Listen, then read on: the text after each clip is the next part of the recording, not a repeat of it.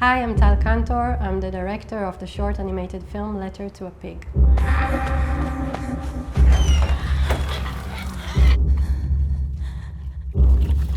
The film is about a Holocaust survivor who reads a thank you letter he wrote to the pig he believed saved his life. חזיר יקר.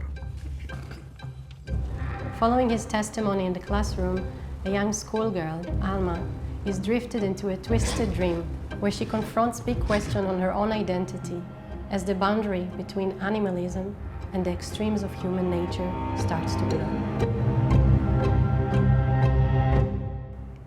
The film is based on my personal experience as a young schoolgirl, a memorable encounter I had with a Holocaust survivor, and an unforgettable dream I had afterwards. The dream was so powerful that it stayed with me for so many years and eventually became an urge to create this film.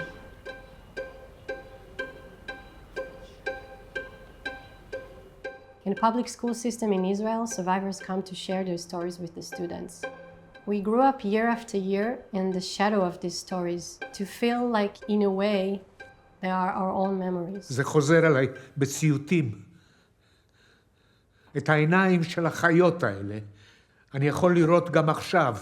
What do we do with all these traumatic stories of our ancestors? What do we do with all the pain, the fear? Can we talk about our past traumas without transmitting them to future generations? In this film, I wanted to turn the camera 180 degrees and observe those who listen to those stories quietly in class. כל מה שהיה לי בראש שנים זה איך אני סוגר איתם חשבון. Chaim brings duality to the class. On the one hand, he speaks on the impure pig as a savior, but on the other hand, he calls the Nazis animals. So he creates this kind of confusion: who is good, who is bad, who is an animal, and who is human. The pig is an animal that has different cultural meanings around the world. According to the Jewish faith, the pig is considered an impure, inferior animal. So the pig in the film has different roles and it changes its form and function depending on how the different characters see it. It actually represents the biases and labels we automatically project on someone else, how we see the other.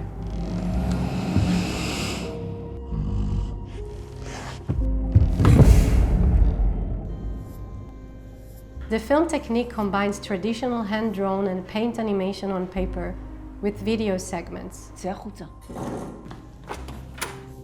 The process of animation, for me, it was very new. I think it's very particular to Tal, to her voice. We combined real documentary footage and actors as a reference for the characters in the film. The actors had to imagine things that were not there and would only appear later in the animation.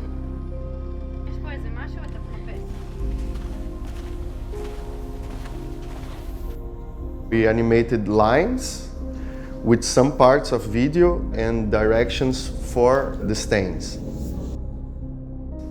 So we could blend everything together. Picking only like a few parts of the face or only the hands, it's so unique as a technique, and it's like pieces of memory that we get from a situation. This is why the characters in the film appear fragmented and incomplete. Bits and pieces that we remember that are all combined into one big space of the young generation's subconscious.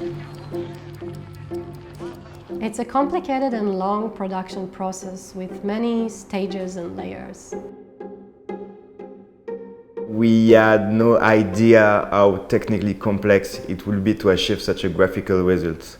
This is one of the most, or maybe the most complicated and multi-layered production pipeline we had at MIYU.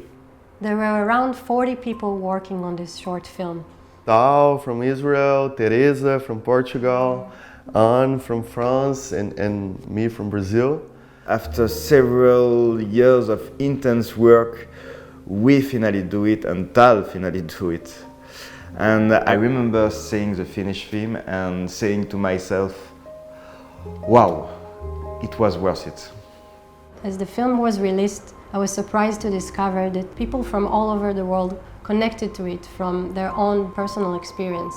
I guess the generational gap and past traumas are something we all share, no matter where we are in the world.